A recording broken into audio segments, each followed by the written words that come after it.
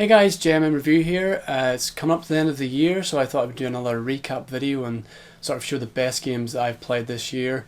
I spend a lot of time buying old games and playing old games, but for this video I'm obviously only going to be talking about the new games I've picked up. I've got a stack here that I'll go through, and I'll also talk about some that I've missed out on that I would have liked to have picked up. In my last video I said that 2015 was the best year for gaming in a long time, and I'd still stand by that. I was really full of optimism and excitement to come into 2016, especially after the E3 that we had.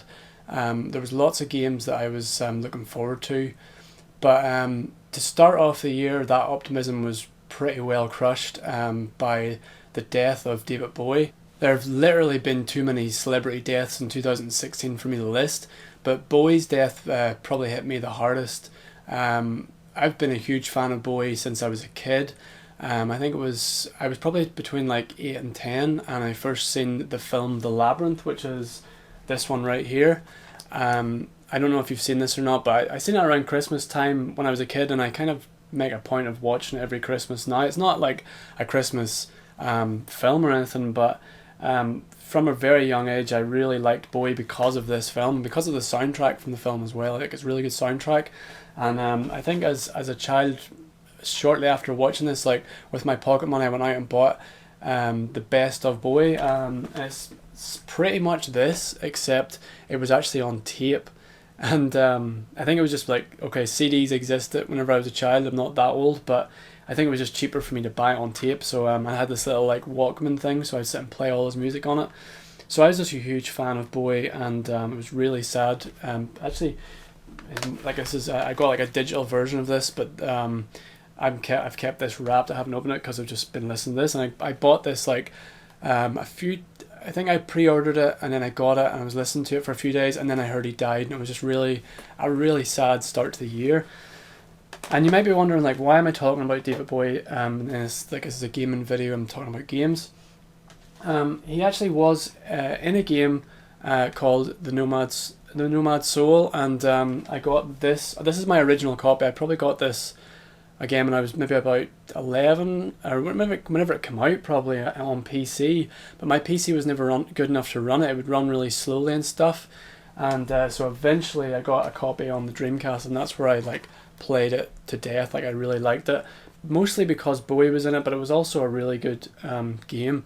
And I mean, maybe some people don't know this or don't realise, but back whenever that game came out, gaming wasn't mainstream the way it is now, and I always thought it was really cool that Bowie came along and just like, he was like, I remember seeing him on some Saturday morning program where he was just like talking about gaming on a kids program, and I was like, that was really unusual for me to see, like, gaming being brought into the mainstream and stuff. And I think that's really cool about it. He was like the first celebrity. Now like every celebrity is jumping on the like GTA or COD. They're all just jumping on the bandwagon just to get on there. But back when Bowie was doing it, it really wasn't a cool thing to be in games. It was still kind of seen as like a fringe geeky thing to be interested in games. Even like there was a big stigma, and I always thought it was really cool that Bowie was prepared to just like get in there and get involved, and he was involved in a really big way in that game. So that was a really sad thing for me to hear that David Bowie died, and a bad start to the year really. But on top of David Bowie's death, we didn't get any news on pretty much all the things I was looking forward to in 2016.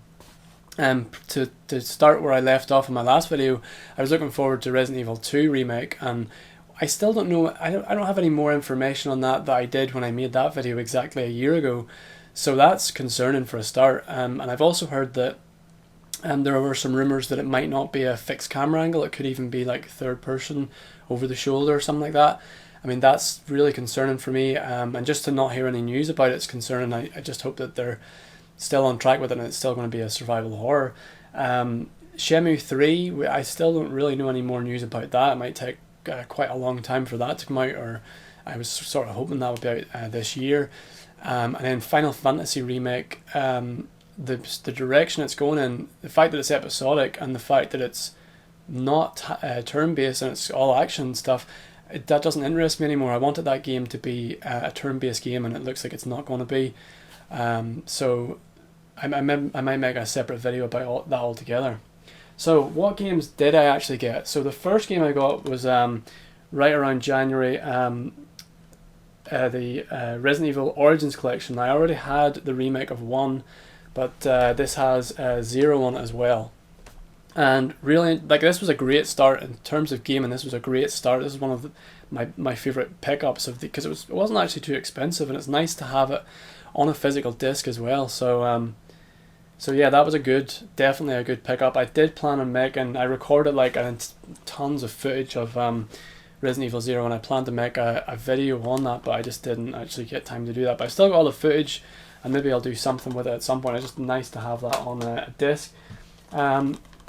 The following came out, well, yeah, Dying Light I already had, but the DLC, the following, came out shortly after this here, and it was really good. I really enjoyed that. I made it into my top 10 zombie games, and really enjoyed playing that. That was another good game, but it was just DLC. The next game, which was a very good pickup again, was Dark Souls 3, which actually comes with a download of Dark Souls 1, which was pretty cool. This all round was just like one of the best games. Again, I've recorded probably over like 20 hours of gameplay of this and plan to do like a full video review, which I still might do. But it was just, I remember reading that the creator said that they took the best of Dark Souls 1 and 2 and combined it in this. I just don't agree with that at all. I think that they just ignored what they did in Dark Souls 2 and just went back to Dark Souls 1 and put like lots of Dark Souls 1 stuff in this. It's just a perfect all-round game. The single player was really good, and the co-op worked seamlessly with the single player. So I played that a lot, and in terms of the overall package, like I think probably one of the best games, if not the best game of the year for me, and value for money and stuff. Like, I was so happy to get this. There's DLC for it, but I haven't actually played yet. And yeah, hopefully I'll make another video. That's the funny thing. Like I said, that the creator said that they took the best things of Dark Souls 2 and put it in there. The only thing with Dark Souls 2 that I would have liked to have seen in it that didn't make it was whenever you do New Game Plus in Dark Souls 2, they added new enemies and like new invaders and all that stuff. In this Dark Souls 3, they didn't add any of that. Like, you're just pretty well playing the same thing. There's not much change. Like, it doesn't even make you really feel like you want to play it. In fact, when you play through the second time, really what in practice what happens is no one's there and no one's putting their signs down. It didn't really work out. It just I was like putting my sign down hoping people would help out, and none of my friends were playing at that stage. It just didn't work out for me. Like, maybe there are ways around it and stuff, but that was the only negative thing I'd say. Like, that's the one negative thing. There's lots more positive, and hopefully I will make a video on that soon. Another game I picked up, now you'll notice that most of these games are Xbox One. That's just what I usually buy games for. Was 7 Days to Die. Now, this game gets a lot of criticism, and rightly so. Actually, there's a lot that's actually not right with it. I think there's a lot of bugs in it. Playing with friends, I've been trying to play with a co-op with a friend called the Dark Defiance, and we played some, but then like he couldn't. Every time he joined, he lagged out, and the servers are not great. There are bugs with this game. It's just, I was actually surprised how unpolished this game is. But there's a lot to it that I do like. Like, it's like, I think it deserves the bad rating it gets because it's just not polished enough to be released. I'm amazed at how some games can get released and they're not as finished as they should be. But if you look past a lot of the errors, it's essentially Minecraft with zombies, and for what it's sort of designed to do, it does it quite well. It's just really, you have to build your base and survive hordes of zombies, and for that reason it works really, really well. And I've enjoyed playing it. Again, this is another game that I've recorded footage for and just haven't had time to upload stuff, but I've planned a playthrough, and I've recorded and edited some stuff, and I definitely plan, I think in the next, say, few weeks, I should have some videos up, and I'll hopefully take you through the base that I'm building. And I'm building a really cool base that's hopefully going to survive quite a few hordes of zombies. But it's a game you have to want to like. That's what I'll say about it. If you like Minecraft, you like zombies, you have to want to like it. And hopefully Hopefully I'll have some more videos on it soon. Another very unpolished game, just like the last one, and this is one I've actually put down to say that I'm not happy with it. Like, this is a game that the not so good list was Carmageddon. Like, I was really disappointed with this. I love the original Carmageddon, and I don't know, I kind of felt like just playing some more of it, and I heard that this version would have been better than the PC version, and I can't imagine how bad it was, because there's a lot wrong with this game. A lot I didn't like about it. A lot of the cars don't handle as well as I think they should. I just think the engine and stuff, like, they've tried to just bring it into like modern engine and modern graphics, and I just don't think it's worked. It's lost a lot of the charm from the original game. And I mean, again, I've went back and played a little bit more, just like towards the end of the year, just to see if it's as bad as I remembered, and it's playable. And again, I think it's one of those things you have to want to like it. It's a weird thing to have to say, but I find that with a lot of games now, that like you have to want to be into it. It's just like, I don't know, if you pick this up and you weren't a fan of the first games, for example, you may not like this one. But maybe I'll give it another chance. I don't know. It's falling like to the bottom of the pile of games that I wanted to play, so I wouldn't recommend it. Let's just say that, unless you're a really diehard fan of it. In fact, I've played a version on my phone. I downloaded it. I don't think it was actually free, and it's on my phone. And I'll actually bring it up. So this is, okay, went upside down, but this is okay, it's still upside down. And it's like, it's the exact same version of the PC, the original PC version, and it has like, graphically it's perfectly good. It's just on the Android App Store, and I actually have recorded some footage of this, which I'll show you on screen now. But it just blows my mind that a game, a retail game on the Xbox One isn't actually as good as a game I can download for free on my phone. And the funny thing is, a few years ago when I actually downloaded this and tried to get it running on DOSBox, because that's the only way to get Carmageddon working because it's so old, and I spent like weeks trying to get it to work on my PC. Eventually I got it to work, and it just took I'm not very good at DOSBox and how to get things installed on it, but eventually I worked out, and like after about a month of me doing that, GOG came out and released a full version of it on GOG, which is like, and the good thing about GOG is you can just download things and like it just works straight away. And I was like, I spent all this time getting to work, and I should have just waited for the DOS game or the GOG version to come out. And I now have the GOG version, so like I can play it on my PC and stuff. It's just a really fun game for me, but it's a shame that the kind of the remake full retail game didn't live up to any standards that the old one did. I think most people were actually disappointed with it. The next game, actually these are games that I was kind of quite late to get. So Doom, I got this for Christmas, and I played the demo of it, really liked it. I've heard nothing but good things about it, so I'm looking forward to playing it. Can't comment much further than that because all I've played is the demo, so I'm looking forward to trying that. I've heard it's like a return to first person shooters the way they used to be, so I'm looking forward to that. I also got Dead Rising 4. I've played probably 8 hours of it, and I'll be honest, I didn't warm to it as much as I warmed to Dead Rising 3. Dead Rising 3 I just loved straight out of the box pretty much. This is like it's kind of a lot of, I don't know, like it feels like there's a lot to do before you can just enjoy the game. A lot of story stuff that I don't feel like I can free roam as much, although I've heard that, well, I know that there's no time limit anymore and you can essentially do that, but it feels quite fractured. Like the story's broken up into different chapters and they take place in different parts of the world. And it kind of feels like if you wanted to go back and like explore, you have to backtrack quite a lot. So my initial thoughts on this is that it's not as good as some of the older ones. I don't know. I mean, it's kind of contradicting itself because it's taken out the time. People were always worried over the time. What if the time runs out? And people worry about that for some reason. It's not really a big deal because you can just restart once the time runs out. But in this one they've taken that out, but at the same time the free roaming feels a bit more fractured and everything feels further apart. It doesn't feel like, I don't know, like the first one everything was contained inside the mall and it was easy to get around it and stuff. I feel like in this one you have to really travel, like get into cars and drive to places and stuff. I just don't like that as much, but I'm only saying that after a few hours of playing it, so hopefully it grows on me, and I'm assuming this is going to be on my list. Hopefully it's high on my list, my top 10 zombie games I usually make.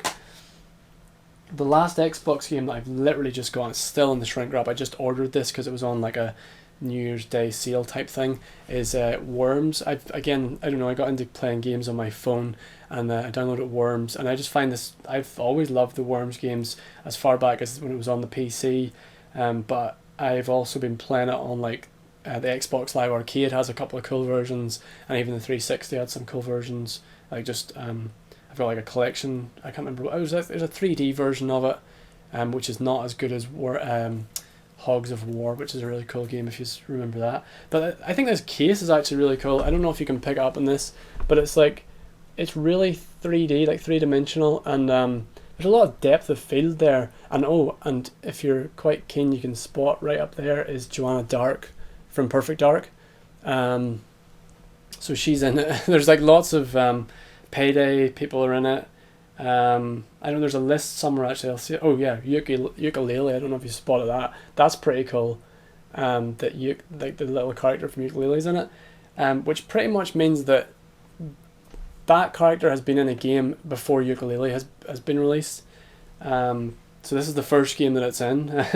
But yeah, there's like escapists, and there's just so many people from other games. But I just love this cover actually. It's like it's so three-dimensional that it makes you feel like there's more behind it than actually the thickness of the game, which is pretty cool.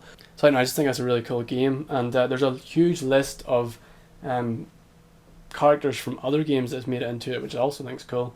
And this wasn't too expensive actually either. It was like I think it only cost me like £15 or something. So I'm looking forward to trying that out, but it's still in the shrink wrap, and I've got so many other games to play through.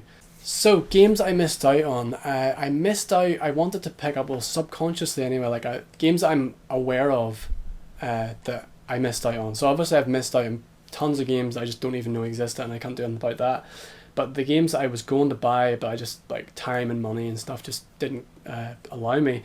The BioShock collection, I just love collections. I like to buy like there's where's that in my thing? There's yeah, here it is. It's like this is one of my favorite collections. The Metal Gear Solid collection. Actually, I play that so much even now, and I just love buying games that are like in a collection. And but I think BioShock with it, it looks gorgeous actually. The new single player for one just looks really well remade. But what I'll probably do is just wait for it to come down in price and pick that up, because I'm no rush to buy it. It's not like there's any real cause for me to run out and get it. Just get it a bit cheaper. XCOM 2, I really wanted to get this game, but I don't know if it was like I was playing something else, or it was just like a money thing where I just wanted to wait for a different game to come out or something. But I definitely will want to pick that up. I love the first one. I love turn-based games, and I'll probably pick that up pretty soon. There's another game on the PC actually, and it's like I'm always the last to hear about these kind of games, but there's a game called Super Hot, and it's let me just read out the there's like a little blurb that comes with the Steam version. I'll show you some footage I'll show you some of the trailer footage for this. So here's the blurb from the Steam page. Super Hot is a first-person shooter where time moves only when you move. No generating health bars, no conveniently placed ammo drops, it's just you outnumbered and outgunned, grabbing the weapons of fallen enemies to shoot, slice and manoeuvre through a hurricane of slow-motion bullets. Now this is like, it's just a really fun game. It looks like the Matrix, it looks like Bullet Time but done through the eyes of Neo, like being able to like walk, like sidestep around bullets and stuff. It looks really fun, but it's one of those things, like I'm always the last to hear about these games, and like I'll probably wait for it. I think it was like £24, which it looks kind of unfinished. Like it would have been nicer if it wasn't in that VR kind of state, but I think I would really enjoy it. Like I loved that tagline where it said like no regenerating health bars. Like I just love that. I wish more games would feature like old health systems. But there's also this Super Hot reminded me of a game that's being made at the minute by someone I follow on Twitter called, I think it's Scotty9, and I'll leave a link to that somewhere, but it's called Impulse. Now all we really have with this at the minute is some GIFs that he's been working on just to show like what he's working on, and I'll show some of them on screen now as well.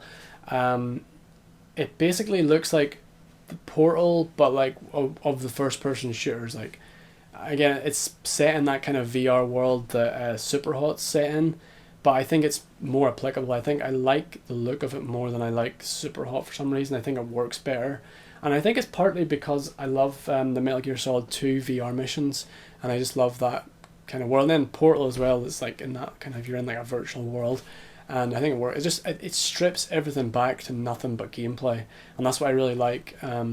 If a game's gameplay is everything to me, like graphics don't even matter, and if it's fun to play, it's going to be fun to play no matter what the graphics look like. And that's why I think Impulse, I don't know, it's one to watch. I think it's definitely, he's an indie dev, and like, I don't know, I think it's going to be a cool game whenever it eventually comes out, if it comes out. But I'll definitely get that. I know I've mostly showed Xbox One games. That's just the console I mostly buy my new games on. But actually there is one other thing that came out on... I've got a Wii U as well, and really I've only ever bought the Wii U because I knew there was a Zelda coming out for it eventually, and we now know that's called Breath of Fire. But it's also going to be on the Switch, so it's always what happens with Zelda. They wait so long that the new console comes out. That's how long it takes to actually make one. But I'm still looking forward to it. I think it looks cool actually, and there was one other game on the Wii U that I didn't get a chance to play, and it was I've got this here's my 3DS, and actually this is what we would have called Lilac Wars, but you can actually see up the top it says Nintendo 64. Yeah, we would have called this Lilac Wars, but it's on this it's Star Fox 64, and I just love I love the Nintendo 64, and I love how there are a few kind of remakes slowly coming out. So I've just got this. Now this is old, but there's also a game coming out, I think it's called like Star Fox Zero or something, and it got some bad reviews. It came out this year, got some bad reviews, but I think I might pick it up eventually. I didn't get it this year. This is one of the games I've missed out on. But I just love, I think I may actually make like a top 10 list of like Nintendo 64 remakes, because there are a few out there. Some of them are on Rare Replay, some of them are on this 3DS, and then there are games that, although they're not remakes, they're kind of in the same, like similar to the old games. So I hope that the new Star Fox is a bit like that. I'm going to pick up when it's cheap probably again as well. But that is really it in terms of new games. I'm sure there's a bunch of games I've missed out on, and if there are games that you guys have played that you think I might like, or maybe you should comment what your favourite games are. I'd definitely like to hear about that, because I'm sure there's like a bunch I've missed out on. In terms of games I'm looking forward to, probably just really the new Zelda, like I mentioned, State of Decay 2, which has been waiting for a long time, and I mean, Dead Island 2's kind of been in the background. It doesn't look like it's good things are happening there. It might be cancelled even, but hopefully it's good. I'm not really looking forward to Resident Evil 7 that much. Like, to be honest, I prefer just Resident Evil 2 at this point. But I don't know, there's not a lot that I'm like really super excited for. There's some games coming out. There's like a Space Hulk game, I think it's like, I can't remember, is it Deathwing or something? Like there's a co-op Space Hulk coming out, which I'm aware of, but and then there's like a, I don't know, Tom Clancy game. There's just all these games I'm not entirely excited for, but I'll probably pick up. And maybe it's a good way to maybe like not be, I think my expectations for 2016 were too high, but like it was a terrible year for a number of things, which I'm not going to detail about. But it didn't live up to my expectations, let's just say. So hopefully 2017 there'll be some surprises. Like sometimes it's good not to have like too high of expectations and like be surprised by some games coming out. I remember in 2015 Turok came out. Maybe the Turok 2 remake will come out, and in 2017. But at the end of 2015 it just came out. It was a surprise, and I just like was really excited about it and loved it. It's a really good game. So maybe things like that will happen, and hopefully I get a chance to make another video like this at the end of next year. It's going to be nice to maybe look back on the different years and see what I was excited for and stuff. So yeah, I'm not going to spend, this has been a pretty long video, I'm just going to cut it short now.